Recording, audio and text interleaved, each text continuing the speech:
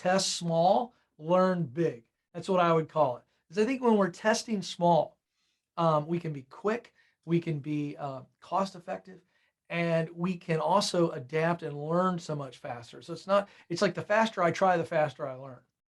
And the faster I fail, the quicker I win. And all of that comes from this idea of test small, learn big. Hello, fabulous person. Beate Gillette here, the Growth Architect. Welcome back to the Business Growth Architect Show, where we bring you cutting-edge business strategies from some of the world's most successful entrepreneurs, business transformation experts, and visionaries who want to help you to scale your impact. Look for one tangible strategy that you can take back and implement right away. And now back to our guest.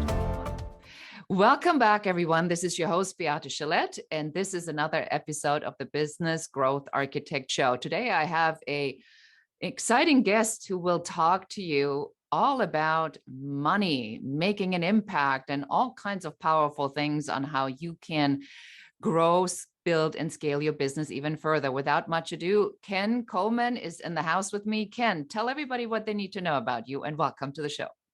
Well, thank you for having me. And they need to know what your name means. You just dropped that on me, and I think that's bonus content. Before we talk about me, folks, you need to know what this lady's name means. It's unbelievable, and all of a sudden, I feel so unworthy to have the name Ken.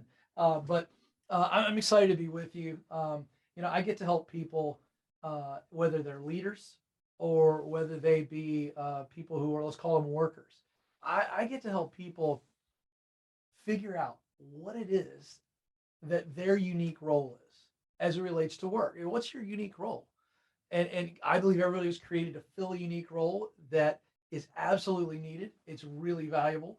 And so I get to do that through a syndicated radio show, television interviews, YouTube, podcast, books, assessments, all kinds of resources. So that's a quick thing on me. But again, I wish my name was as cool as yours. All right, fine. Now that you gave me this absolute amazing setup. So my name Beate comes originally from the Latin origin beatus. So if you ever go to the Vatican and you look up in the Basilica St. Peter's, it says beatus, and it means the bringer of gladness, the Holy One, the God sent. I always joke, clearly my parents had very high hopes for me. Yes. So there you go. that's the story. You have to tell, think about you and your relationships. Well, my name means God sent. So, you should be happy to be with me. I think it's an absolute game changer. I love it. And I think you do bring people gladness. So that's why we're here today. Yes, I certainly am here as a sharer of information and to make sure that a lot of the good stuff that I learned from people like you and Ken sounds very modest, but if you check him out, he literally is like everywhere. And so is about when we talk about strategy, right? It is important to know that there's mindset, there's growth, there's strategy. We do a lot of strategy work. So Ken, in your work, what importance does strategy play in your work, and what is strategy for you? Yeah, that's a really good question. I think strategy for me is I look at it very holistically. And so if I'm going to use it in a sentence, right? So here's our goal. So if you look at it from a sports, I think it's probably a great metaphor. So here's our goal. We're trying to put the ball in the net. We're trying to score a touchdown, or we're trying to whatever the goal is. So how do we best do that? So I think of, the great moments, in football or basketball, a coach will call a timeout and consults with the team, draw the play up, whether it be in the huddle or with the coordinators. And you're kind of going, okay, we've got to get 4 yards, or we've got to score a 3-point basket, whatever it is. There's a very clear goal. And so then the strategy is, I think, holistic when we say, okay, it's not just the goal, but it is how we are going to go about achieving the goal. So strategy is our mindset. Strategy is the actual execution of said acts, so whether it's this guy sets a pick, this guy blocks over here, or we fake it this way, we run back this way, all of that is a part of the strategy. So I don't think you can just say, okay, here's the thing we've got to try to do. It's the strategy has to be really holistic in that here's a very clear, united goal. Here's our mindset. And then here is the plan of attack. This is what we are going to do from A to Z, 1 to 10, whatever, to execute on the goal. I think that's what strategy is. And so I think for me in the work that I do, my favorite strategy is, well, you think about the overarching goal. And so there need to be multiple strategies because we're trying to reach people on YouTube. We're trying to reach people on radio. We're trying to reach people through books. I'm trying to really engage with the education system and let's really disrupt some things. So there are so many different goals that strategies need to be as simple as possible. So my favorite strategy is the simple one. And I think no matter what the objective is, we look at it and we go, okay, what's the best and most cost effective strategy? So, instead of spending a bunch of money, I love testing things, trying things. So I want to go at something. My first and favorite strategy is what's the quickest, most efficient, cost effective way to take a shot at it, to stab at it. Let's see. Because in the world that I'm in, as it relates to content and affecting change, well, at the end of that is people. And so at the end of the day, you don't know how a person is going to receive messaging. You could certainly have some ideas, you could have some data, but you really don't know. And so I think for me, in the world that I'm in, quick, effective, cost effective, it's not expensive. We're testing, testing, testing. The idea of throwing it against the wall and see if it sticks. And I think that you got to be nimble in the content space. So that's how I address strategy. And so I like the strategy to actually fit the characteristics of what we need to do. Because it just doesn't make sense in my world to take months and months and months, spend hundreds of thousands of dollars to try something. It just doesn't make sense. Oh, that's a very cool way to look at it. A strategy has to have the characteristics of what you're trying to achieve. You also said that mindset, plan, and goal. So, it's perfect lead for me to talk about some of the other things I'm really passionate about, is because people think that in business is all about hardcore strategy, right? It's like you got to do it, you got the numbers. But you just said mindset. So how does that play into the strategy? Why is it even in the same sentence for you? Because there's this old phrase that kind of has a military connotation or context to it: burn the ships.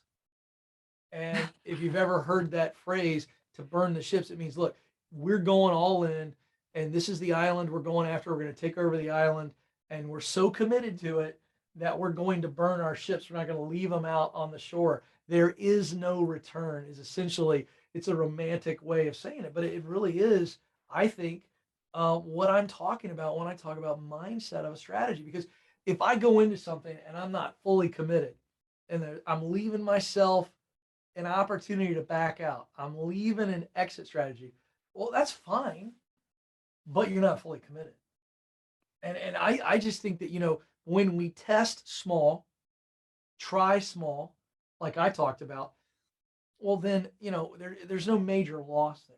You know what I'm saying? There's no like, there's, there's no like, oh my gosh, there's no return at all. We're not that deep into the test.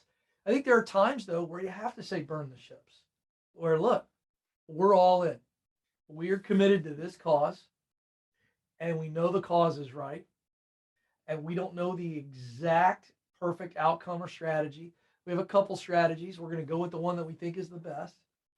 But regardless, we're not going to back down. We're not going to stop. We'll dust ourselves off. We'll figure it out along the way, but there's no turning back. And I think that that's got to be the mindset. Now, the mindset could also be, hey, it's a small test. It's not going to take us a lot of time. It's not going to cost us a lot of money. So here's the deal: we don't have to be afraid of anything. Failure isn't fatal. It's not final. So I think that your strategy, right, will dictate your mindset, or sometimes your mindset will dictate your strategy. So you said a couple of things that I really want to point out to make sure that the audience gets these finite details or fine nuances of what you just said. So a full commitment to a strategy doesn't need an exit plan, because you're either going to do it or you're not going to do it. That's There's right. nothing wrong with having a strategy that says we're going to commit, let's say, $1,000 ad budget, and then we'll go and see if it works, and it's either a go or a no go. That's right. But that's not an exit strategy. That's a strategy that has parameters on it. So you said that if I have in a strategy an exit plan and I'm not willing to burn the ships. So if somebody's listening to this and goes like, come on, dude, let's be real here, okay? Uh, I'm just doing my best. I'm just trying. What are you going to tell them? Well, great. Keep trying. I mean, therein lies the heart of, trying to figure out what strategies work for you, what don't work. I mean, this idea that you're going to get one great strategy and it's going to work. I mean, that just doesn't happen as much as I think people would like to think that it does. And I think that you have to look at again, the size of the try. Let's call it that. So depending on the size of the try, well, Ken, I'm just trying. Well, okay, are you trying small? Are you trying big? And why are we trying small or why are we trying big? And are you trying big instead of you should be trying small? And I think that I got to tell you, I mean, I'd almost always, without knowing anything, say to that person, because I hear the heart you're trying to conjure up in the question. I go, try small, like keep trying small. Like let's get some strategies going for a small win, and step back and go, okay, what did we learn from that? What did we do right? What did we do wrong? What was missing? What was confused? This is the heart of the entrepreneur. It's like if you're going to win in leadership or in entrepreneurship, it's going to come down to I'm going to have to operate with what I think is the best plan, which we're calling strategy, based on the outcome that I think we got to try to get. And again, if you feel like the outcome you're looking at doesn't have a clear cut strategy, the first thing I'd be doing is going, well, let's bring that outcome down a little bit. Let's pull back and figure out if there's a clear strategy for that. And then learn, then grow, then develop. I think that's a good easy way to look at it, because I think sometimes, especially in the era of internet marketers, we get so intimidated and overwhelmed by what's out there in information. I got my click-through rate to X% and I increased that, and then you can't make it happen, and you get kind of like all frustrated with it because you cannot do that at that level. So having talked about what we talk about in strategy, what's your favorite strategy you're going to share with us today? I got to tell you, in my land, the world that I live in, which I'm trying to reach people through content, my favorite strategy is to test and learn and listen. I love to test. So we'll test something on our end. Maybe it's a lead generator, or we'll create some new content. And then once I've done it, I want to learn, okay, how did that come across to the team? What did we feel about putting it together? Was it the best foot forward? And then I want to listen to the audience. I'm a big believer in audience feedback. What does the audience say? How did the audience interact with it? Did they stay with it longer? Did they drop off sooner? I'm just a big fan of the quick test, and I talked about that earlier. So my strategy is to test small, learn big. That's what I would call it. Because I think when we're testing small, we can be quick, we can be cost effective, and we can also adapt and learn so much faster. So it's like the faster I try, the faster I learn. And the faster I fail, the quicker I win. And all of that comes from this idea of test small, learn big. I think sometimes people want to go at this big, giant home run, and it's so hard to hit home runs. You think of the baseball analogy with a home run, you look at all the great home run hitters through history, Babe Ruth, Hank Aaron. You look at their numbers, they struck out more than they hit home runs. They also led the league in strikeouts. So, understand that if you're going to be a home run hitter, that comes with a lot of strikeouts. And that I'm not a home run hitter. That's not my strategy. I like to be the guy who let's test, let's go small, small, small, small, test quick, learn, adapt, grow, try it again. I just think to me, certainly in the content space, where you're competing for the eyes, the ears, the hearts, and the minds of people in a very busy, crowded world. That's the best strategy. You said something very important, because I think it just takes that anxiety out of this competition to perform and win all the time. Because if I focus like what you said, and I want to make sure that our listeners really hear this loud and clear, it is okay for you to set small targets with curiosity, with the objective to primarily learn. And then when you have your learning objective under your belt, then you really build out the strategy going forward. Am I hearing this correctly, Ken? It's absolutely right. I think it allows you to become that big locomotive. If you remember, any old movies, or if you just studied old trains, the locomotive, I mean, they didn't start fast. I mean, it's just kind of, choo, choo, choo, choo, choo, and keep going. And with those small tests, we get momentum. Instead of the home run, I want the small test, and I'm moving forward. Even see on a small test, even when I fail, I don't lose momentum. I'm still moving forward because I haven't gone backwards that far, right? So I'm tested. And that locomotive, once it gets going, it gets that headwind, and it keeps going with each rotation of the locomotive's wheels and that whole kind of contraption there with that big old steel bar, and it just keeps going, and then it starts getting steam, and now it is unstoppable. That is the mindset that I have.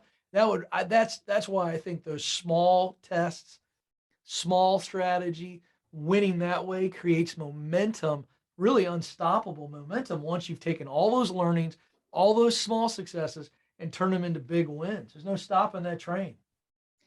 Unstoppable momentum. I love that, because any momentum is momentum, and if the judgment goes out, it's much easier. So you do so much for so many people. Is it about impact for you? Is it about money? What is it about for you? What motivates you? Yeah, influence and impact. If I can influence people to change their lives, to acknowledge that they have something unique that the world needs, if I can influence them to think that way and then act that way, then the impact they have, I have a little teeny, teeny, teeny, eensy, weensy little part of. So yeah, influence and impact is why I work. There's just no question about it. Money's nice, but I got to tell you, um, we humans have this unbelievable capacity to adapt.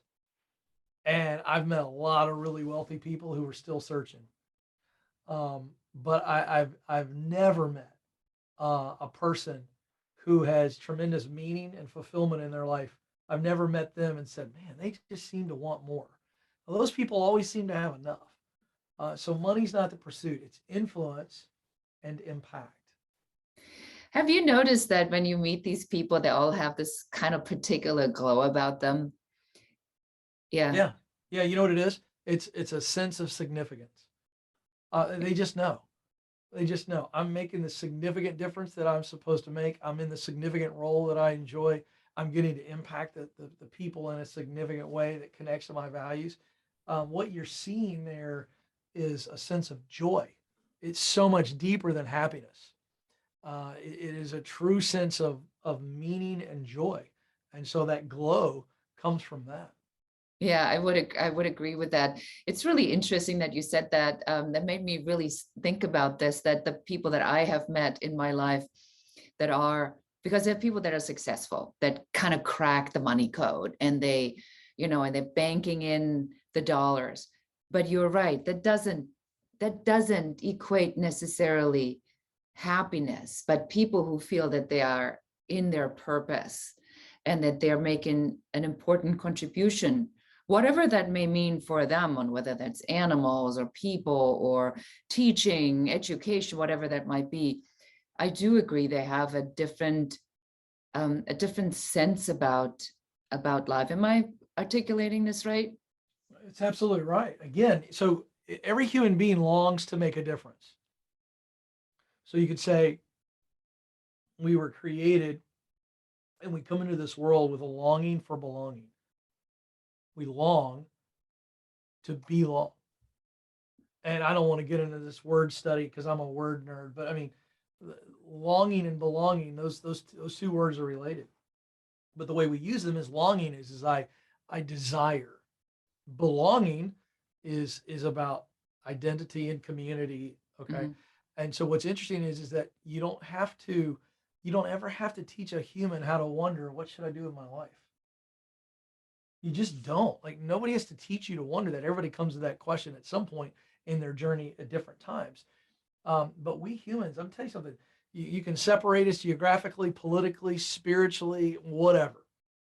And the one thing every human being has in common, those who aren't psychopaths, we got to allow for those wackos. But the reality is, even at some point in their life, they long to make a difference.